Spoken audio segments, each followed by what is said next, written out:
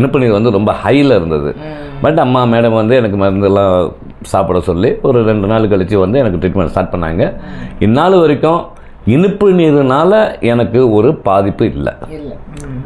இனிப்பு நீர்னால எனக்கு வந்து மண்டை வலியோ இல்லை இந்த நரம்பு வலியோ இல்லை வலி எடுத்ததோ அதெல்லாம் ஒன்றுமே இல்லை.